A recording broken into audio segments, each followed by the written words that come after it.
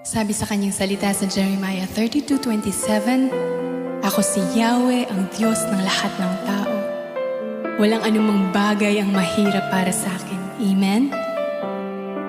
Sa hapon na to, Panginoon, kami ay nagpapasalamat at naniniwala, patuloy na naniniwala sa iyong katapatan, Panginoon. Tunay nga na walang hihigit pa sa iyo. Tunay nga na walang